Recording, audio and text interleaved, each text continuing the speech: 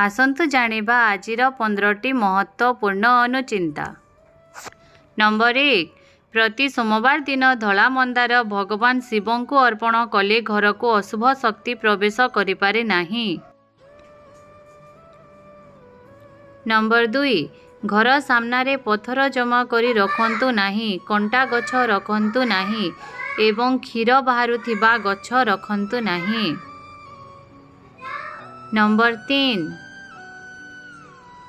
केवल ठाकुर घर छड़ा अन्य घरे महाभारतर बही किंबा महाभारतर युद्ध फोटो रखंतु नाही। नंबर 4, गाधेबा परे पालटा लुगारू झरुथिबा पानी कौनसी व्यक्ति उपरे पड़िले अमंगल होइथाए, एथि सतर्क हेबा आवश्यक। नंबर 5, पूजा करिबा बेले पुरुष माने माँ दुर्गा को फोटो बा मूर्ति रे सिंदूर लगेबा उचित नुहे। नारी माने हनुमान को फोटो बा मूर्ति रे सिंदूर लगेबा उचित नुहे। नंबर 6, रोषेई घर को कला किंबा नील रंग करंतु नाही। जदि कला बा नील रंग करिसंती तेबे सेही घरे नाली रंगर लाइट लगांतु। नंबर 7, घरे जदि कला पिंपुड़ी डिंब धरी बाहरिले शुभ होइथाए, नाली पिंपुड़ी बाहरिले अशुभ होइथाए।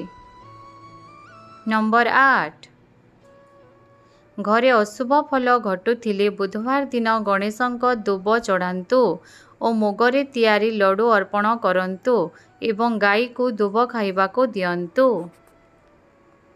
नंबर 9, भोजन घरर उत्तर दिग कांथरे 2टी माछर चित्र किंबा माछर मूर्ति रखंतु।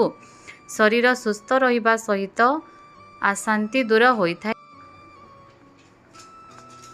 नंबर 10, रज संक्रांति दिन आपणक घरर द्वार मुहरे हलदिया चिता उपरे एक लाल चिता आंकंतु।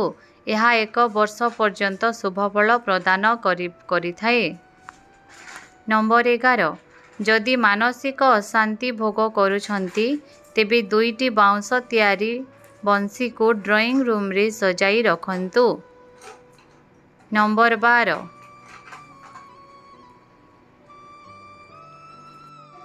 पाइखेना सर्वदा घरर पछपटरे रहिबा आवश्यक एवं ठाकुर घर आउ पाइखाना घर पाखापाखी रखिबा अनुचित। नंबर 13, घरे आपण ठाकुर पूजा करुछंती जदि आपण जोड़ाए शंख ठाकुरंक पाखरे रखी पूजा करंती ताहेले घर बहुत मंगल होइथाए।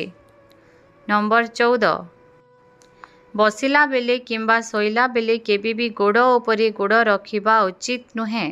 यह द्वारा धन एवं आयु कम होइथाए। नंबर 15, घरे केबे भी कौनसी पक्षींकर अंडा पड़ी भांगिबा उचित नुहे। यह अशुभ एवं अमंगलकारी हेबा सहित निकटरे आर्थिक संकट देखा देबार संकेत देथाए। धन्यवाद दर्शक बंधु, वीडियोटी जदि भल लगी थाए ताले वीडियो को लाइक कर दियंतु आ एमिति भल भल वीडियो देखिबा पई आम चैनल को सब्सक्राइब कर दियंतु। जय जगन्नाथ।